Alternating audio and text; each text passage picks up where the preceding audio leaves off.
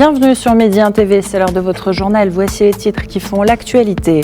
Les chiffres du coronavirus au Maroc, 27 nouveaux cas d'infection ont été confirmés depuis samedi. Le nombre total des cas de contamination est de 7807. 6 millions de contaminés au coronavirus recensés dans le monde et un terrain principal de progression de la maladie en Amérique latine. Le Brésil et le Pérou connaissent une forte expansion du virus. Les villes américaines sous haute tension depuis l'arrestation mortelle d'un Afro-Américain à Minneapolis. La colère qui s'est emparée du pays a provoqué émeutes, pillages et incendies volontaires dans cette grande ville du nord du pays. 27 nouveaux cas d'infection au coronavirus ont été confirmés au Maroc depuis samedi. Ce dernier bilan établi par le ministère de la Santé porte à 7807 le nombre total des cas de contamination dans le royaume. Le nombre de personnes déclarées guéries s'est élevé jusqu'à dimanche à 18h à 5459 avec 58 nouvelles rémissions. Le nombre des morts est passé à 205, un nouveau décès ayant été recensé depuis samedi.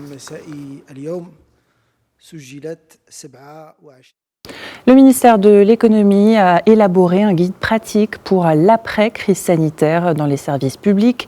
Il est mis à la disposition de tous les citoyens du Royaume. Ce guide vise à informer sur les missions et activités administratives autorisées à reprendre. Les développements de Younes Benzineb. Après quelques semaines de confinement, les fonctionnaires vont regagner leur poste. Une reprise qui sera bien préparée à travers l'élaboration d'un guide du service public. Ce dernier définit les principales orientations et directives à suivre. Ce guide définit toutes les mesures à prendre dans les services publics. En plus des règles d'hygiène déjà connues, il prévoit un contrôle systématique de la température des fonctionnaires et recommande de privilégier les réunions à distance. Selon le ministère de la fonction publique, le document a été élaboré en parfaite coordination avec tous les départements ministériels. Ces derniers sont appelés à mettre en place un comité de suivi interne pour veiller au respect des règles sanitaires en vigueur.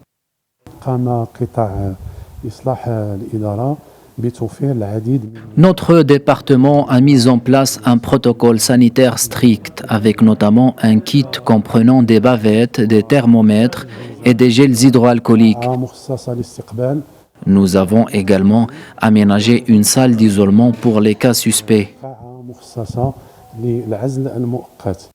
La phase d'après-confinement s'effectue selon une démarche progressive et prudente en fonction de l'évolution de la crise sanitaire. Pour le ministère, il s'agit d'abord de cibler les services de base pour les citoyens. La DGSN lance dès lundi une opération exceptionnelle pour établir des cartes d'identité électronique au profit de la communauté marocaine résidant à l'étranger qui se trouve actuellement au Maroc en raison de l'application de l'état d'urgence sanitaire.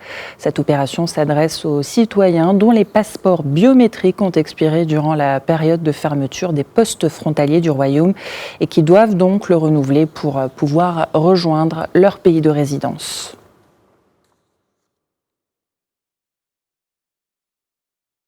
Avant la reprise normale du trafic ferroviaire au Maroc, l'ONCF se prépare à la remise en service du TGV. Notre équipe a visité l'un des centres de maintenance où les agents de l'office élaborent les mesures sanitaires et techniques qui seront adoptées lors de la reprise des services. Plus de détails dans ce reportage signé Driss Boussarhan et commenté par Souel Jalil.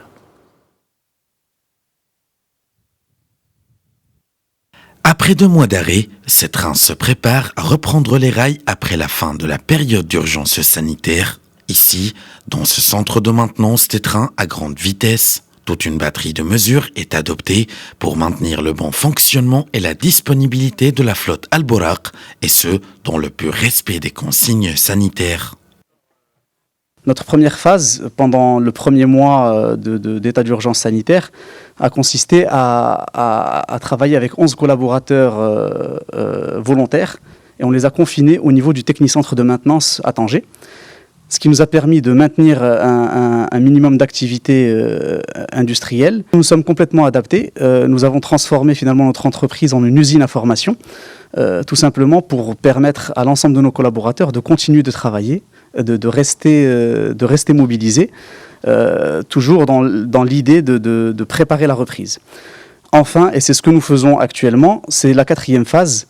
Nous préparons de manière ardue le déconfinement, tout en continuant à mobiliser l'ensemble de nos collaborateurs que nous avons maintenus en situation soit de télétravail, soit de téléformation, soit d'intervention ponctuelle sur site. Nous avons favorisé le télétravail, un dispositif de formation adapté pour nos collaborateurs afin de permettre et maintenir une activité, et l'organisation et le contrôle. Sur chaque vacation, un référent sanitaire a été mis en place afin de s'assurer et veiller que les mesures soient bien appliquées par l'ensemble des collaborateurs. Un plan d'audit hebdomadaire qui nous permet de mesurer et contrôler l'ensemble des mesures. Et un REX quotidien des actions déployées depuis le début de la pandémie. Pendant la période d'arrêt, un entretien mécanique complet des moteurs est périodiquement effectué, des mesures consolidées par le respect de la distanciation sociale entre les techniciens et la stérilisation complète des équipements, des mesures hautement nécessaires pour accompagner la reprise progressive du trafic et garantir des conditions optimales pour un déplacement protégé. Il s'agissait bien de la LGV et non du TGV. L'aide financière à l'initiative nationale pour le développement humain se poursuit dans la province d'Essaouira. Cette aide se fait au profit des associations de la société civile par le biais des autorités locales. C'est avec la supervision des autorités régionales que se fait la distribution de paniers repas pour atténuer les répercussions de la pandémie du coronavirus sur les citoyens.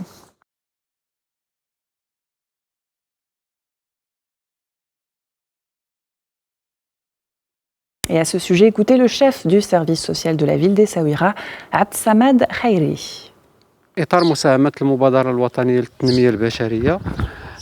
La ville d'Essaouira a décidé de soutenir un groupe d'associations dans le cadre partenariat insufflé par l'Initiative nationale de développement humain.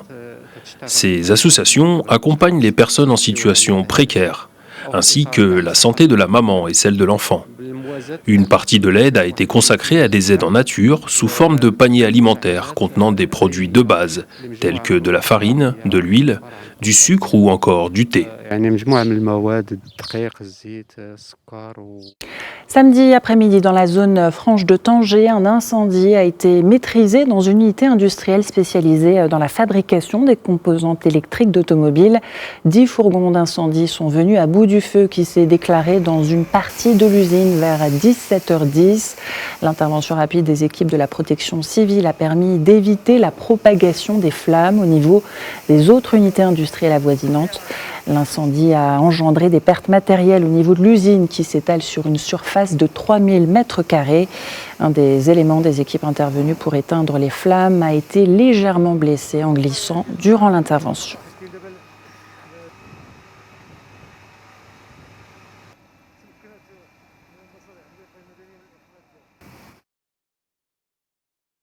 Dans la province de Ouazzane, les agriculteurs sont satisfaits de la moisson des 3 derniers mois. El Moutmir, un programme de soutien à l'agriculture, a contribué à la récolte. Reportage de Al Abnani, Abdsamad Montasser.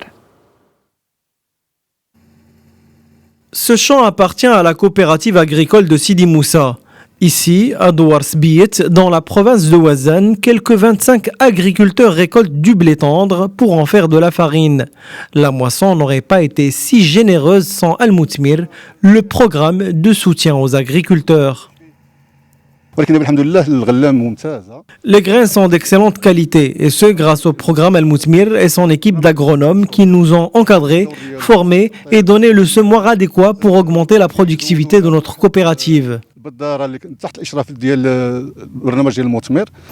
Une partie de ce champ de 2 hectares a été exploitée grâce à la technique du semi-direct où les graines sont semées sans travail préalable du sol. L'autre partie du terrain a été cultivée de manière conventionnelle. Grâce au programme Al-Moutmir, la productivité est en hausse. Il y a une grande différence entre le semi-direct et le labour traditionnel.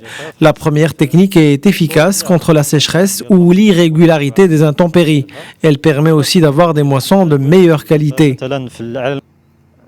Pour sa première édition, le programme Al-Moutmir lancé en septembre 2018 porte sur 3 catégories de cultures: céréales et légumineuses, maraîchage et enfin l'olivier. Le dispositif s'appuie sur la démarche scientifique comme levier, son credo, une agriculture prospère et durable. Une centaine d'agronomes seront mobilisés. Plusieurs experts animeront plus de 80 sessions de questions-réponses au profit des agriculteurs pour accompagner quelques 4000 plateformes dans le royaume. Ala Bnani et à la caméra Absamad Montasser, Médien TV, Douar Sbit, Ouazzane. 133 nouveaux cas confirmés de coronavirus ont été enregistrés en Algérie depuis samedi.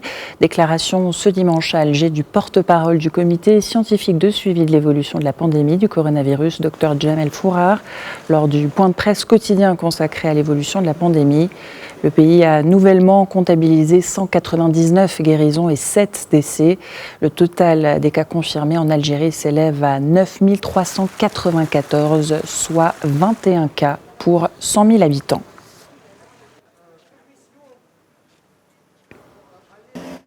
Ce matin en Somalie, une énorme explosion en bord de route dans la zone de Hawa Abdi, en banlieue de la capitale, a fait au moins 7 morts selon les forces de l'ordre. Un minibus transportant des passagers a roulé sur une mine antipersonnelle placée sur la route. Selon un officier de la police, il se pourrait que l'incident soit l'objet d'une attaque terroriste qui n'a pour l'heure pas été revendiquée. Plus de 6 millions de cas de contamination au nouveau coronavirus ont été recensés dans le monde. L'Amérique latine est devenue le principal terrain de progression de la maladie. Le Brésil connaît une forte expansion de la maladie. Le voisin péruvien est lui devenu le 2e pays d'Amérique latine le plus touché. Souheil Jalil. Devant la France, le Brésil devient le 4e pays le plus endeuillé par le virus. En effet, chaque jour, ce pays de 210 millions d'habitants progresse dramatiquement dans le bilan mondial des décès liés au Covid-19. Et pour cause, en seulement 24 heures, le géant sud-américain a recensé 956 décès supplémentaires et les 2 États brésiliens qui totalisent le plus grand nombre de décès et de contaminations sont Sao Paulo et Rio de Janeiro, tous 2 situés dans le sud-est du pays. Et en termes de décès, le Brésil reste largement derrière les États-Unis, pays le plus impacté avec au moins 103 000 morts. Suivi du Royaume-Uni et de l'Italie, la France, elle, se classe 5e selon un récent comptage de l'AFP. Pour l'heure, d'autres pays d'Amérique latine continuent de subir la progression de la pandémie. C'est le cas du Pérou, 2e pays d'Amérique latine le plus touché par le coronavirus, qui a dépassé samedi les 155 000 cas confirmés, et ce après avoir enregistré un nombre record de 386 nouveaux cas en 24 heures. Et enfin en Bolivie, 4 des 9 régions du pays, dont Santa Cruz de la Sierra, région la plus impactée, ont annoncé samedi qu'elles allaient étendre les mesures de confinement, contrairement aux décisions du gouvernement central qui veut relancer l'économie. Au Québec, plusieurs services et secteurs de l'économie vont reprendre lundi leur activité dans le cadre du plan de déconfinement graduel du gouvernement du Québec. Les salons de coiffure, d'esthétisme ou encore de tatouage pourront rouvrir le 1er juin, tout comme les garderies situées dans les 82 municipalités de la communauté métropolitaine de Montréal. À noter que seuls les centres commerciaux situés hors du Grand Montréal pourront rouvrir leurs portes dès lundi. Une nouvelle phase de déconfinement devrait ensuite s'amorcer le 15 juin prochain.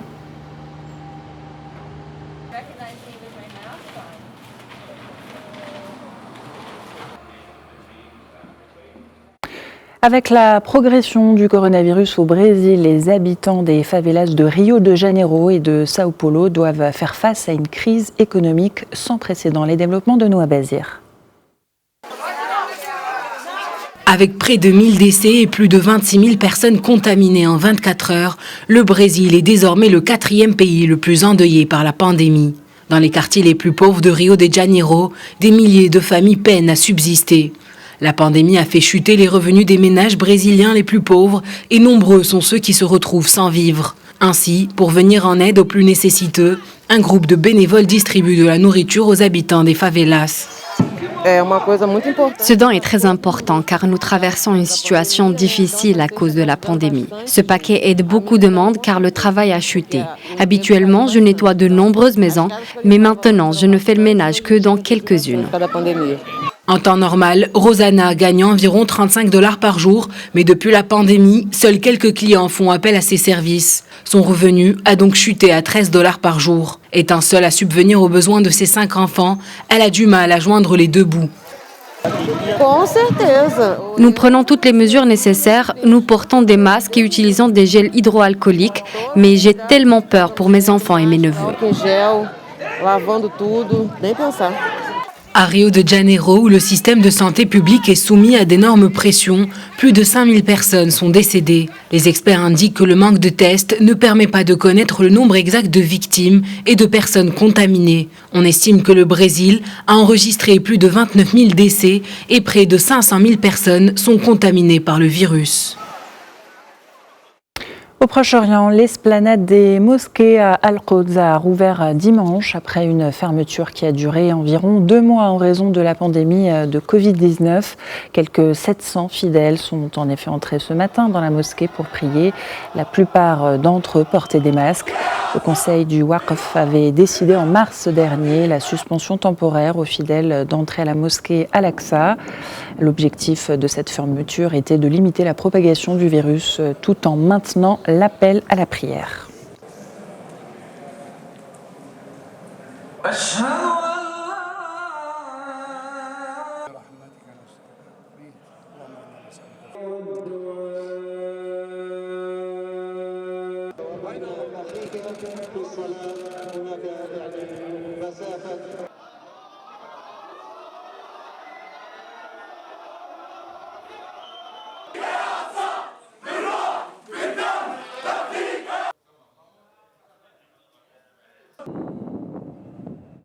La capsule de SpaceX Crew Dragon s'est amarrée sans encombre à la station spatiale internationale avec 2 astronautes de la NASA à bord. Bob Behnken et Doug Hurley sont les premiers astronautes à rejoindre le lieu grâce à un véhicule d'une société privée. La capsule s'est amarrée à 14h16 GMT, quelques minutes en avance sur l'horaire prévu. Après environ 19 heures de voyage, ils avaient décollé samedi depuis l'État américain de Floride. Le contrat de $3 milliards entre SpaceX et la NASA prévoit 6 allers-retours vers la station internationale avec 4 astronautes à bord.